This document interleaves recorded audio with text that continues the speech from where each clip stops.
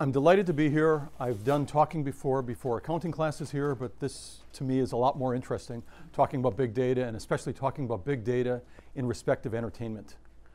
So what I'd like to do is, we'll skip the safe harbor, like to encourage anybody to ask questions as we go along. And if we start running short on time, I'll ask you not to ask the questions, but I'd rather get them out of the way while it's still relevant in terms of what we're talking about.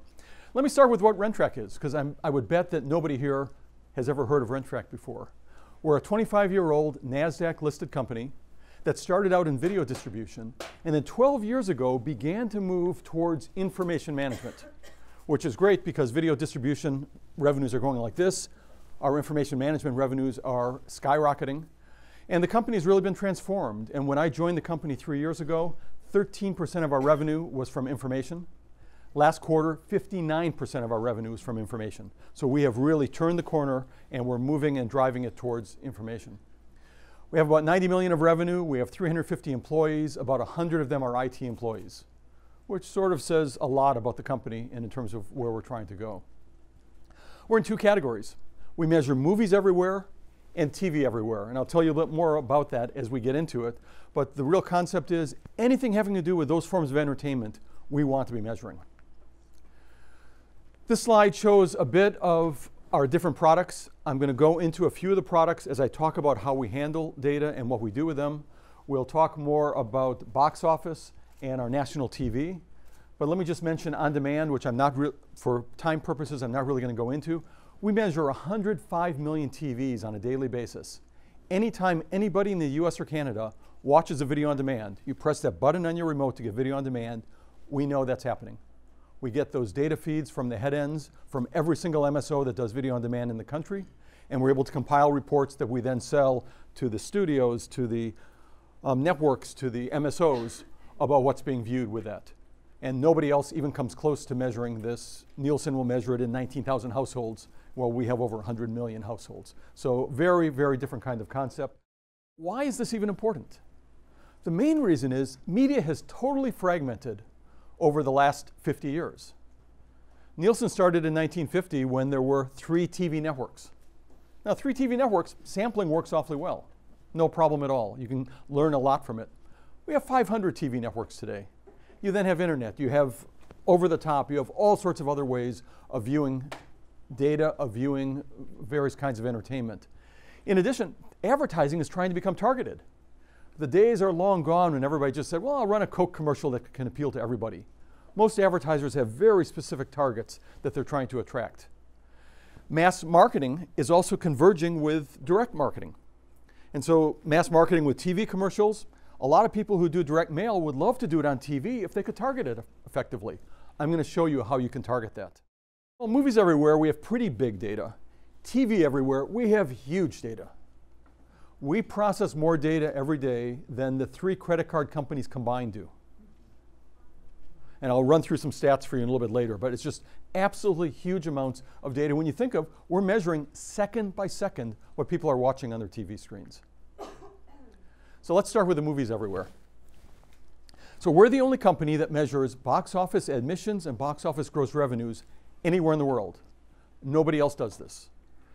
While my slide calls it census-like, it really is, at least in the US, it is census measurement. We have 99% of all of the cinemas measured in the United States. And we do this with real-time data feeds. So that we have information 10 seconds after you buy a ticket, our customers in Hollywood can see that on their screens that another $10 or $20 was spent. We're currently in 33 countries around the world. And we're almost everywhere that the studios have any interest in measuring what's going on. And one nice thing about having a census measurement, you only need one provider. Because if you do a good job, the data won't be any different if somebody else is doing it. Because everybody has the same. Or if you're doing sampling, you can sample differently, just like you do surveys for presidential elections. Every pollster has a different approach. When you measure it all, you have it all. So we measure over 6,000 theaters here in the US, over 85,000 screens across the entire world. And in terms of thinking about the amount of data, there's 600 new movies being released every year. So this is a lot of information as well in the databases. As I said earlier, we have the real-time data feed, and what's nice then is we can actually measure every single cinema and every movie and every time slot that a movie's playing in.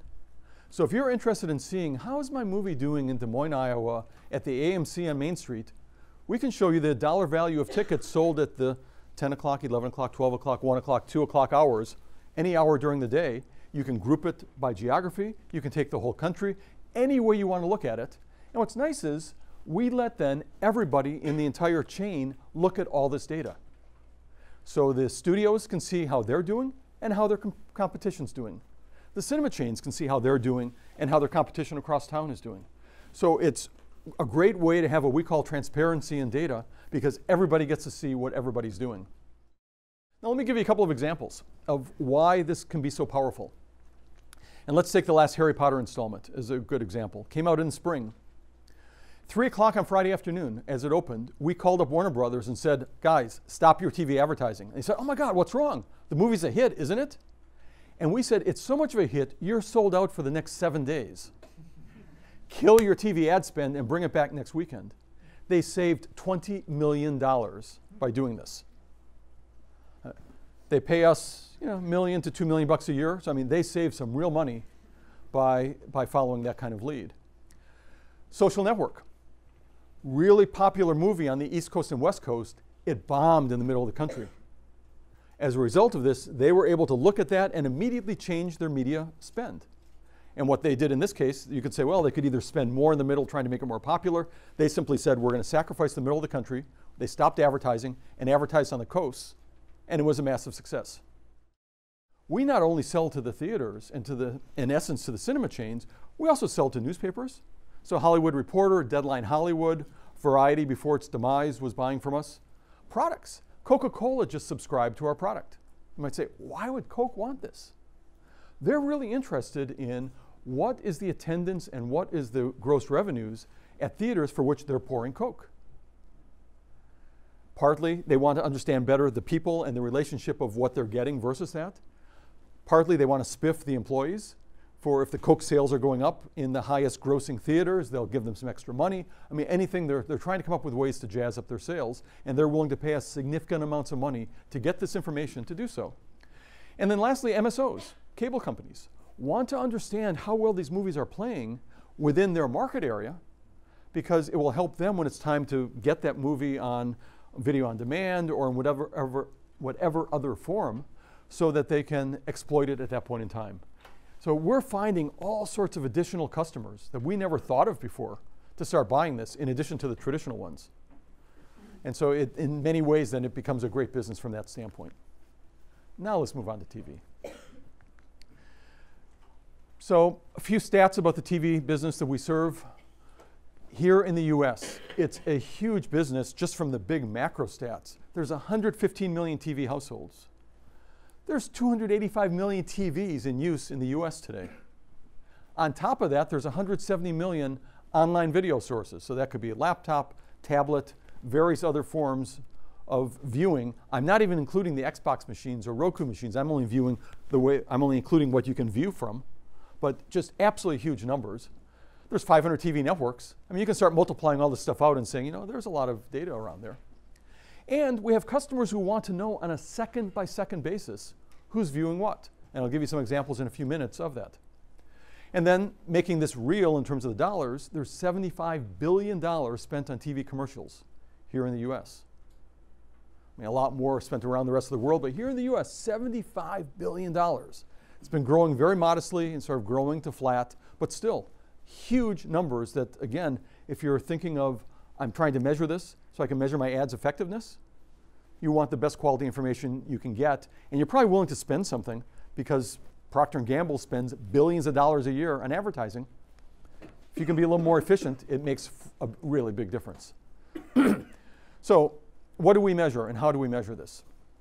We measure currently 20 million TVs all across the country.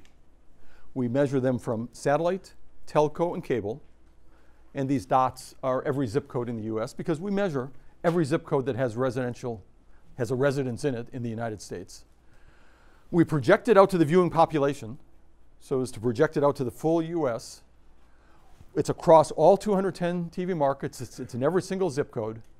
And we collect our data from Dish, AT&T, and Charter at this time. We also have a few smaller MSOs. We're testing data with some of the larger MSOs, some of the other MSOs, but when I explain how we collect it, you'll see why it's not quite as easy.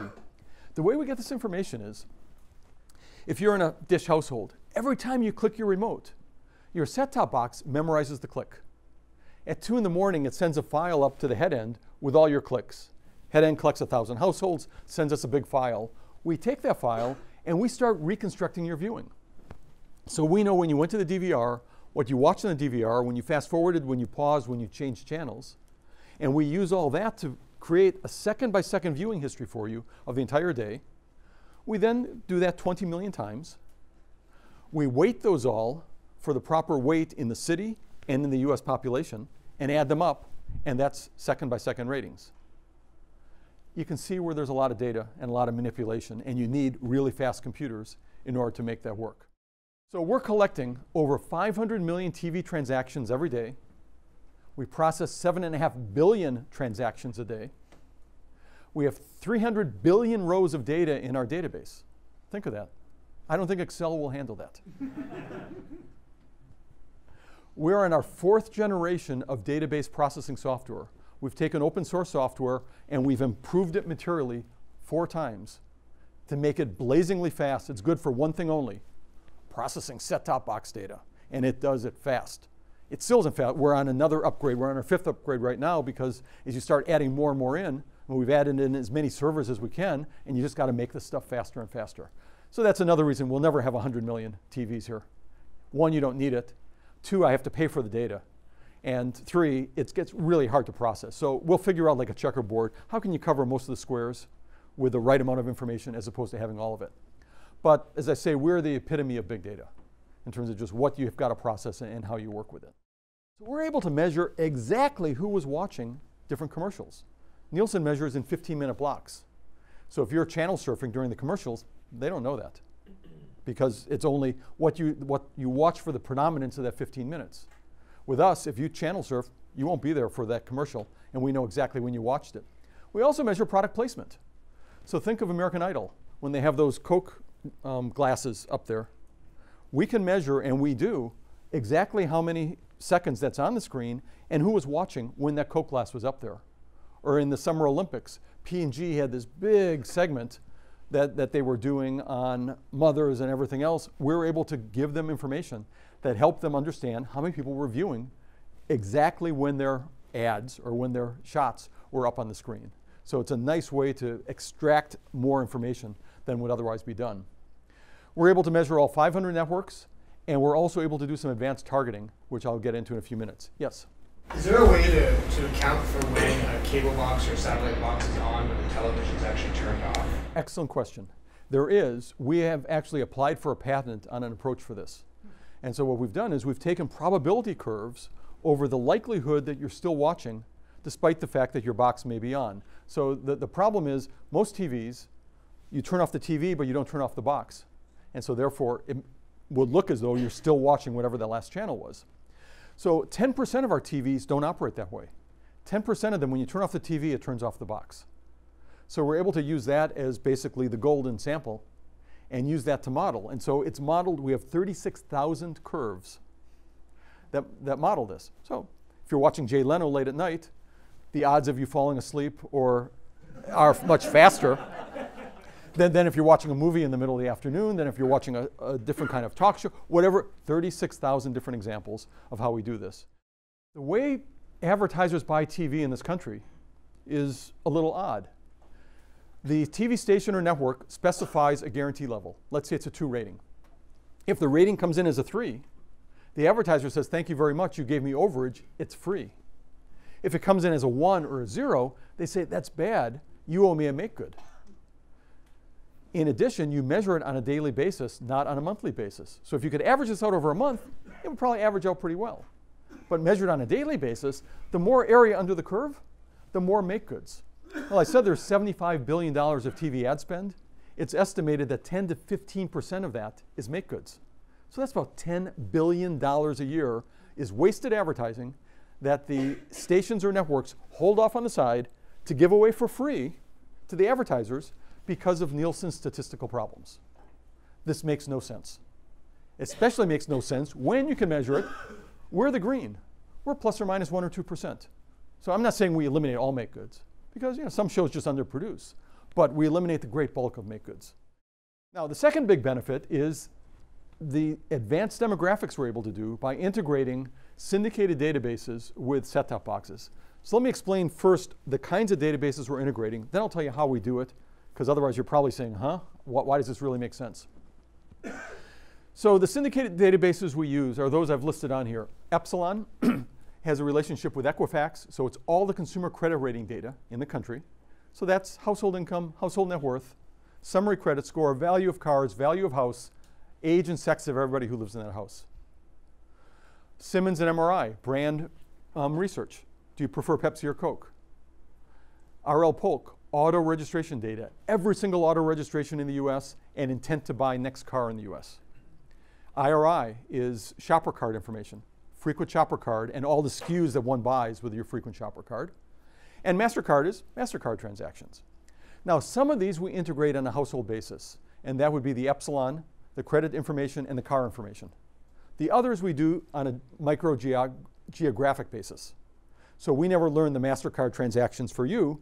We learn it for your 9-digit zip in terms of what was going on within there. So let me tell you how this gets done, and I think it'll bring it more home for you.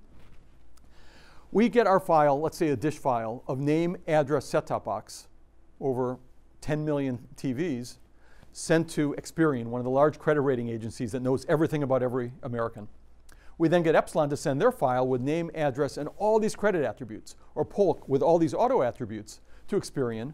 They merge them on name and address. They throw away the name and address. And the only file we ever see is set-top box, zip code, and all these attributes. So I don't know your income, but I know the income of set-top box 12345 in that zip code. What that means is we're then able to say, okay, what TV shows do high-income people watch, or high-income households? What autos do those people buy? What autos do those people have an intent to buy? Because Polk has intentions to buy in addition to actual ownership. And let me give you some practical examples of how we use that. Automotive. Let's say that you are an auto dealer selling pickup trucks. How would you sell it with Nielsen? You'd have to say, okay, who buys pickup trucks? Men 18 to 34, men 18 to 54, men and women of those age groups. I mean, that's the kinds of choices you have. And then you have to say, what TV shows do those people watch? NFL football, a lot of men, but pretty expensive. Ice road truckers, maybe not a whole lot of people, but pretty cheap. How do you decide where you're going to put that?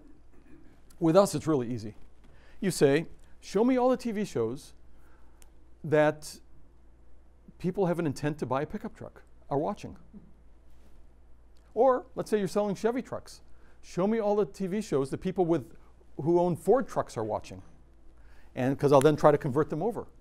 It's really easy to do. It's even so easy that the ad salespeople at TV stations, who aren't always the brightest out there, are able to help convince those auto dealers to do that.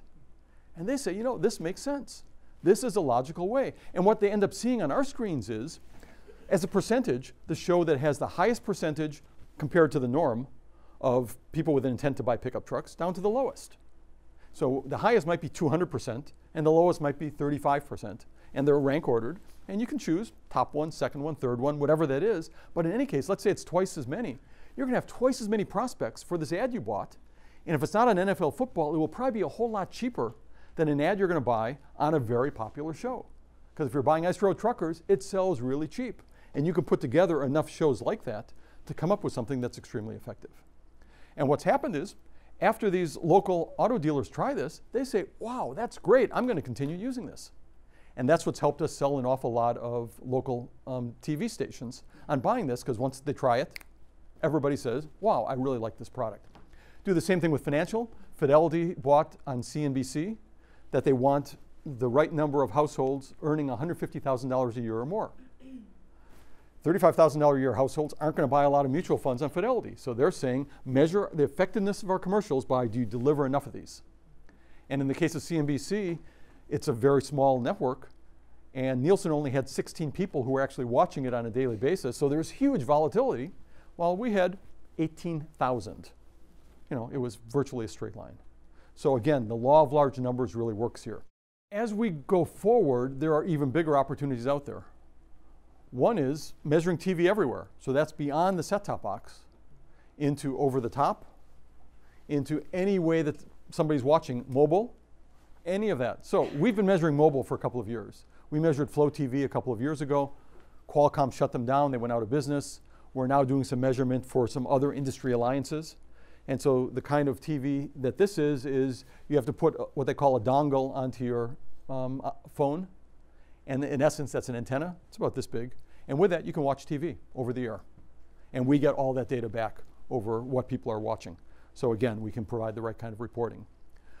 Over the top, we already measure all digital downloads. So if you go to Amazon and buy a show, actually pay cash for a show, we measure that almost anywhere in the world. Or iTunes, we measure almost anywhere in the world. Streaming, we currently measure for one TV network and one of the big four, and they won't let us use their name. But it's great because anywhere they stream, anywhere in the world, whether it's on their website or any of the 100 websites that they stream on, we're measuring it. And we're hoping to be able to now get the other networks to let us do that, or we're hoping to get the Hulus and Apple TVs of the world to agree to share their data with us. So far they say, oh, it's too valuable, we can't share our data with you. That will change when they want to get a lot more advertising spend. Because the advertisers all want third-party measurement.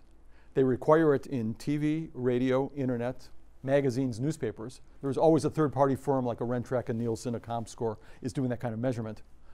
There isn't in over-the-top yet. If it's going to get big, they'll demand the third-party measurement, and we're in better shape than most are in order to measure that.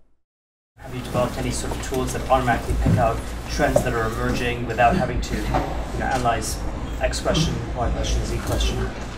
Great. The question is, what analytic abilities do we have in addition to just the ability to collect and grind this data? Very good question.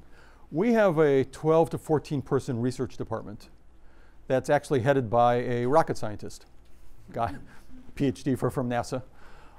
And we have another, what I call an analytic group, that is focused much more on these kind of analytic questions, which is about 4 people, again, headed by a PhD. And so we try to do very specific, industry-specific projects. In some cases, these are consulting projects for companies.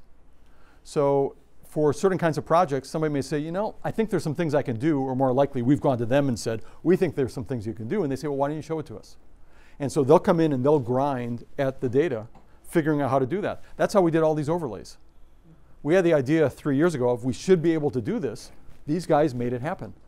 And then you can come up with the examples, and rather than have to do custom work example by example, because custom work is not that profitable, we try some custom things and we convert it into syndicated. So most of what I've described here is syndicated research, meaning you build it once, you can sell it 1,000 times. And the multiple screens is a great question, and there's a lot of interest on this. And right now, nobody is measuring it well. Nielsen is getting close to having multi-screen measurement. They say they've got it, but it's on 14,000 households. And if you think you can measure what's going on randomly in our entire country with 14,000 households, I've got a bridge to sell you. I mean, it's better than anything else out there, but it's not very good. Because when you say that you could measure this on 100 networks or 3 networks originally with a sample, it's because of the structure of those networks meant a lot of people were watching the same thing. So therefore you got replication. With the internet or over the top, people are watching millions and millions of things. There is no, the random sample isn't nearly as good. Now we're working on some approaches to get around that. And one of the approaches is to partner up with somebody who has exhaustive data or awfully exhaustive data on what people are doing over the top. And there are some people out there like that. So we're talking about, is there a good way for us to partner? And if we overlay 20 million TVs with what they've got, and maybe it's half of the other viewing over the top, you could have a dynamite product. Now it's going to take us some time. That will be even bigger data by a factor of 10, but it will take us some time to figure that all out, but that's the direction we're trying to go. But in terms of errors, what you simply have to say is, if something weird is happening, the hope is, with all the people you've got doing it, that'll become a little bit of the noise and not the main part of the data. And if you're measuring 20 million and even 5,000 are doing something weird, you're not even going to see it. It is so small, it will just drift away with everything else you're looking at. I want to thank everybody for their attention. This has been great. I love talking about my business. I'd be happy to afterwards spend any more time than anybody wants talking further. Thank you very much.